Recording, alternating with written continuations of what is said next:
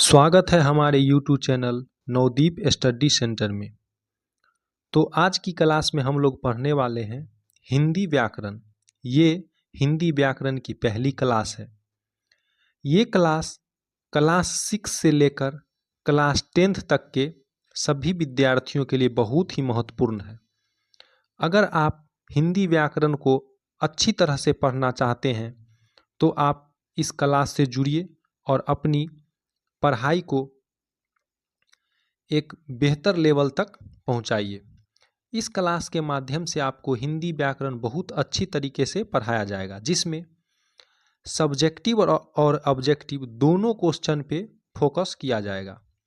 दोनों क्वेश्चन को मद्देनज़र रखते हुए पढ़ाया जाएगा ताकि एग्जाम में आने वाले ऑब्जेक्टिव प्रश्न और सब्जेक्टिव प्रश्न दोनों अच्छी तरह से आप बना पाए। तो आज का जो टॉपिक है वो आप देख सकते हैं ऊपर में, हिंदी वर्णमाला, यानी कि कह सकते हैं कि आज का टॉपिक वर्ण रहने वाला है। वर्ण, इसी को हम जब एक श्रृंखला में देखते हैं तो वह वर्णमाला कहलाता है। यानी कि आज का टॉपिक है हिंदी वर्णमाला। तो आपको अगर यह वीडियो अच्छा लगेगा तो आप चैनल को सब्सक्राइब कीजिएगा और वीडियो को लाइक कीजिएगा और दोस्तों में शेयर कीजिएगा ताकि अधिक से अधिक विद्यार्थी इसका लाभ ले सकें। तो चलिए इसी के साथ हम अपनी क्लास को स्टार्ट करते हैं। तो सबसे पहले हम लोग समझेंगे कि हिंदी वर्णमाला कहते किसको हैं, यानी कि हिंदी वर्णमाला किसे कहते हैं। तो देखिए, वर्णों के समुदाय को ही वर्णमाला कहते हैं, यानी कि वर्णों का जो समूह है, वर्णों का जो समुदाय है, उसी को वर्णमाला कहते हैं। अर्थात कह सकते हैं कि शब्दों का शब्द नहीं, अक्षर का जो समूह है उसी को वर्णमाला कहते हैं। अब आगे देखिए, कहता है कि हिंदी वर्णमाला में वर्णों की संख्या 45 है, यानी कि हिंदी का जो वर्णमाला है, अक्षर का जो समूह है, उसमें कुल 45 अक्षर हैं, यानी कि 45 वर्ण हैं। आप यहाँ पे ऑब्जेक्टिव क्वेश्चन एक बनता है कि हिंदी वर्णमाला में कुल कितने वर्ण हैं, यानी कि हिंदी वर्णमाला में कुल कितने अक्षर हैं। तो इसका आंसर हो जाएगा 45। और क्वेश्चन में वर्णमाला रहना जरूरी है, अगर वर्णमाला नहीं रहेगा तो इसका आंसर बदल जाएगा। कैसे, उसको समझिए। मान लीजिए कि हिंदी वर्णमाला में बड़ी र नहीं लिखाता है। कहीं देखे हैं कि अ से ज्ञ तक में बड़ी र लिखा हुआ? नहीं, लेकिन यह तो हिंदी का अक्षर है, हिंदी का वर्ण है। और उसके बाद ढ जो होते हैं, ढ, वो दो प्रकार के ढ होते हैं। एक ढ होते हैं ऐसे, और एक ढ होते हैं जिसके नीचे अनुस्वार लगे होते हैं। ये दोनों ढ हैं, लेकिन हिंदी वर्णमाला में केवल एक ढ लिखे जाते हैं, ट, ठ, उसका ढ, और एक जो है नहीं लिखे जाते हैं, लेकिन ये भी हिंदी के वर्ण है। तो इसीलिए वर्णमाला में कुल 45 ही वर्ण है और बाकी वर्णमाला में नहीं है। तो आपको जब क्वेश्चन आएगा एग्जाम में कि हिंदी वर्णमाला में कुल कितने वर्ण हैं, यानी कि कुल कितने अक्षर हैं, तो आप लोग कहिएगा कि 45। आगे देखिए, आगे कहता है कि उच्चारण और प्रयोग के आधार पर हिंदी वर्णमाला के दो भेद हैं। यानी कि हम जो वर्ण को उच्चारण करते हैं, शब्द का जो उच्चारण करते हैं, उसको बोलते हैं, और उसका जो प्रयोग करते हैं, इस दोनों को मद्देनजर रखते हुए वर्ण को दो भागों में बांटा गया है। पहला का नाम है स्वर, दूसरा का नाम है व्यंजन। यानी कि कह सकते हैं हम लोग कि पहला है स्वर वर्ण और दूसरा है व्यंजन वर्ण। अब हम लोग दोनों वर्णों को अच्छी तरह से डिटेल्स में समझेंगे। तो सबसे पहले हम समझते हैं कि स्वर वर्ण क्या होते हैं। तो स्वर वर्ण जो है, आप यहाँ पे देख सकते हैं कि वे ध्वनियाँ जो स्वतंत्र रूप से बोली जाए, यानी कि जिसको बोलने के लिए हमें दूसरी वर्ण की आवश्यकता न हो, स्वतंत्र रूप से उसको बोल सके। और यहाँ पे कहता है परंतु जिसका प्रयोग स्वतंत्र रूप से न होकर मात्राओं के रूप में हो, और उसका जो जब हम बोलेंगे तो उस अक्षर को हम स्वतंत्र रूप से बोलेंगे, किसी के सहायता से नहीं। जबकि जब हम उसको प्रयोग करेंगे, उसको लिखेंगे, तो केवल उसकी मात्रा लिखाएगी। जैसे तो ये हो गया आ की मात्रा। अगर हर्षी की मात्रा हम लोग देखें तो ये हो गया हर्षी की मात्रा। ऐसे उसके बाद दीर्घी की मात्रा अगर हम लोग देखें तो ये हो गया दीर्घी की मात्रा। हर्षु की मात्रा अगर देखें तो ये हो गया हर्षु की मात्रा। दुर्घु की मात्रा अगर देखें तो ये हो गया दुर्घु की मात्रा, सॉरी ये हो गया दुर्घु की मात्रा। तो इस प्रकार जब हम स्वर वर्ण का प्रयोग करते हैं तो केवल मात्राओं का ही प्रयोग करते हैं और बोलने के वक्त दूसरे वर्ण की जरूरत नहीं पड़ती है, उसी को हम लोग कहते हैं स्वर वर्ण। यानी कि हम लोग कह सकते हैं कि जिस वर्ण का उच्चारण किसी दूसरे वर्ण की सहायता से न हो उसे स्वर वर्ण कहते हैं। यानी कि उसका उच्चारण जो है अपने मतलब स्वयं के वर्ण से ही हो जाता है। और क्वेश्चन आएगा ऑब्जेक्टिव में कि स्वर वर्ण की संख्या कितनी है, तो कहिएगा कि हिंदी में स्वर वर्ण की संख्या जो है 11 है, यानी कि कुल 11 स्वर वर्ण है। आगे कहेगा कि अगर मान लीजिए रहेगा कि उ जो है, क्वेश्चन रहेगा कि उ स्वर वर्ण है या व्यंजन वर्ण, तो कहिएगा कि स्वर वर्ण। तो हम लोग देखेंगे कि स्वर वर्ण की संख्या जो 11 है, 11 में कौन कौन है, तो देख सकते हैं यहाँ पे अ है, आ है, ई है, हर्ष ई, दीर्घ ई, हर्ष उ, दीर्घ उ, उसके बाद री है, ए है, ऐ, ओ और औ। ये 11 ऐसे वर्ण हैं जो स्वर वर्ण के अंतर्गत आते हैं। अब हम लोग चलते हैं इससे आगे। आगे कहता है कि वर्ण के भी स्वर जो है, स्वर वर्ण जो है, स्वर दो भेद है इसके, मुख्यतः दो भेद, यानी कि वर्ण स्वर वर्ण के भी दो भेद है। तो देखिए कौन कौन से दो भेद हैं। तो पहला भेद का नाम है ह्रस्व स्वर और दूसरा का नाम है दीर्घ स्वर। यानी कि स्वर वर्ण के भी दो भेद हैं, ह्रस्व स्वर और दीर्घ स्वर। तो हम आप लोग पहले हम जानते हैं कि ह्रस्व स्वर किसे कहते हैं, उसके बाद हम लोग जानेंगे दीर्घ स्वर के बारे में। तो चलिए अब हम लोग जानते हैं कि ह्रस्व स्वर क्या है। तो ये है ह्रस्व स्वर, जो कि स्वर वर्ण के प्रकार है। तो देखिए इसमें है कि जिस स्वरों के उच्चारण में कम से कम समय लगता है, यानी कि जिसका उच्चारण हम आसानी से कर देते हैं, उसे ह्रस्व स्वर कहते हैं। जैसे कि देखिए अ, आ, सॉरी आ नहीं, अ, हर्ष ई, हर्ष उ और री, इसका जो उच्चारण है वो आसानी से हो जाता है। मान लीजिए कि हमको हर्ष ई कहना है, तो हर्ष ई कहने के लिए हम सीधे सीधे आसानी से कह देंगे ई।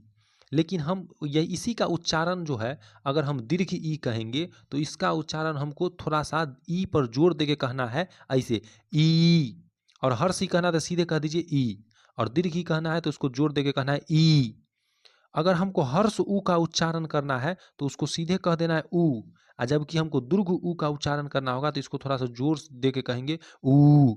तो इस प्रकार जो है इसका उच्चारण जो है अंतर आता है। यहाँ पे तो कहने के लिए लोग हर्ष उ और दीर्घ उ दोनों को ऐसी उ पढ़ देते हैं। हर्ष ई और दीर्घ ई रहे तो इसको भी ई कह देते हैं, इसको भी ई, लेकिन ऐसा नहीं है।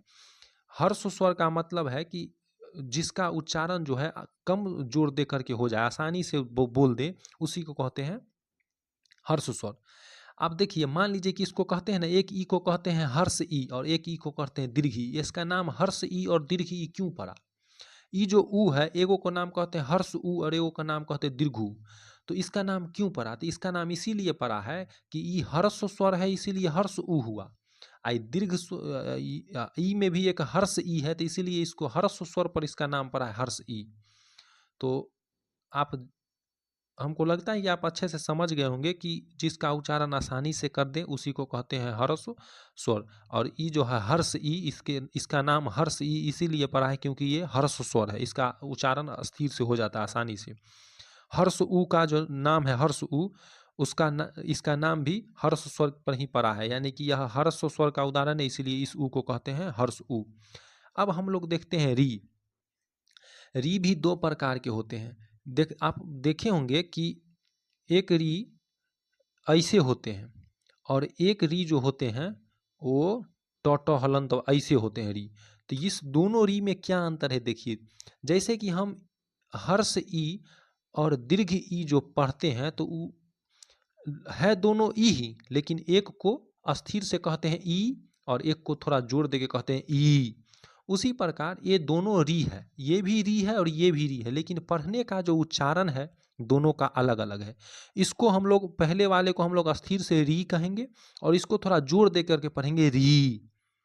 तो री भी दो प्रकार के होते थे। इसमें जो है हर्ष स्वर में केवल इस री को पढ़ना है, हर्ष री को, और ये ये री दीर्घ स्वर में आएंगे।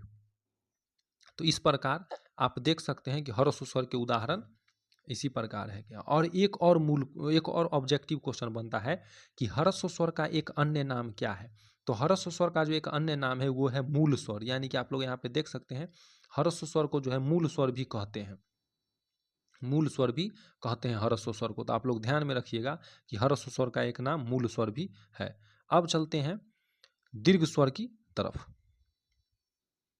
तो दीर्घ स्वर में आप सबसे पहले जानेंगे कि दीर्घ स्वर कहते किसको है। तो देखिए यहाँ पे लिखा हुआ है, जिन स्वरों के उच्चारण में ह्रस्व स्वर से दुगुना समय लगता हो उसे दीर्घ स्वर कहते हैं। यानी कि जिसको उच्चारण करने में न ज़्यादा जोर देना पड़े। जैसे कि हम लोग देखिए, अगर अ कहेंगे तो आसानी से कह देंगे अ, जबकि हमको अगर आ कहना होगा तो इसको जोर देकर के कहना है आ।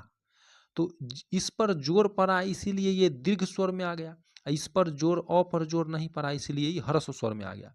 तो इस प्रकार जो है जिस वर्ण का उच्चारण करने में अधिक जोर लगता है उसको दीर्घ स्वर में रखते हैं। तो देखिए जैसे कि इसमें आ गया आ, उसके बाद दीर्घ ई। तो दीर्घ ई जो नाम पड़ा है वो दीर्घ स्वर के कारण ही पड़ा है, क्योंकि दीर्घ स्वर का उदाहरण है इसीलिए इसको दीर्घ ई कहते हैं।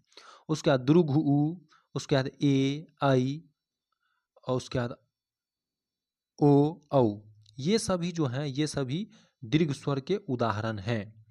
तो हम लोग ह्रस्व स्वर और दीर्घ स्वर को अच्छी तरह से देख लिए हैं। अब हम लोग चलते हैं आगे व्यंजन वर्ण की तरफ।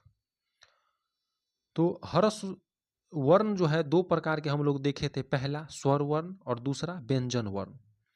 तो स्वर वर्ण और उसके प्रकारों को हमने अच्छी तरह से देखा। अब हम लोग पढ़ेंगे व्यंजन वर्ण।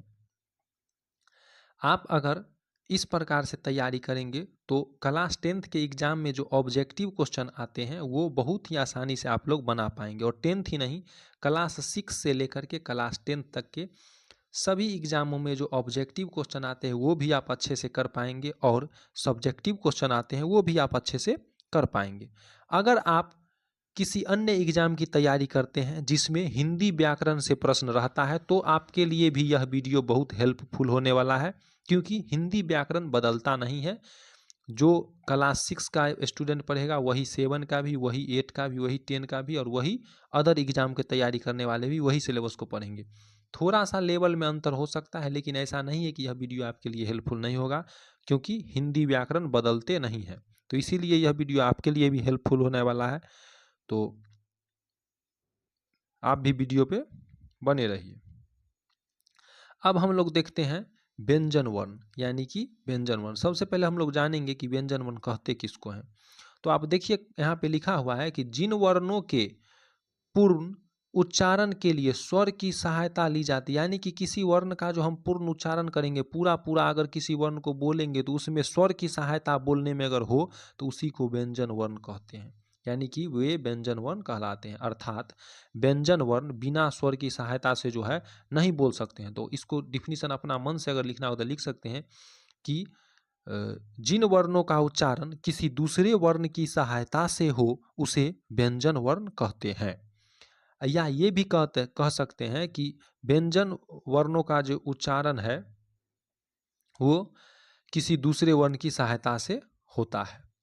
या ये भी कह सकते हैं कि व्यंजन वर्ण का उच्चारण किसी बिना स्वर की सहायता से व्यंजन वर्ण का उच्चारण हम नहीं कर सकते हैं। यानी कि व्यंजन वर्ण को अगर उच्चारण करना है तो हमें स्वर की सहायता लेनी पड़ेगी। तो चलिए हम लोग जान लिए कि जिन वर्णों का उच्चारण किसी दूसरे वर्णों की सहायता से हो उसे हम लोग व्यंजन वर्ण कहते हैं। अब चलते हैं हम व्यंजन वर्ण की संख्या पे, यानी कि व्यंजन वर्ण की जो संख्या है वो कितनी है। तो हिंदी वर्णमाला में हिंदी जो वर्ण है उसमें व्यंजन वर्णों की कुल संख्या 33 है। तो 33 व्यंजन वर्ण है। अब 33 व्यंजन वर्ण कौन है, तो उसको शॉर्टकट में अगर लिखेंगे तो क से लेकर के और ह तक, क से लेकर के ह तक के जितने भी अक्षर हैं, जितने भी वर्ण हैं, वे सभी व्यंजन वर्ण है। जैसे कि मान लीजिए कि क, ख, ग, घ और अंग, ये जो है ये हो गए क वर्ग में। तो क 1, ख 2, ग 3, घ 4 और अंग 5। तो 5 गो आ गए क ख ग घ में, 5 गो। तो 5 लिखते हैं, गिनते हैं 33 पुरता है कि नहीं, तो 5 क ख। उसके बाद चौ छ में भी हो गया 5, चौ छ जौ झ य, तो 5 गो चौ छ में, इस प्रकार 10 गो पुर गया।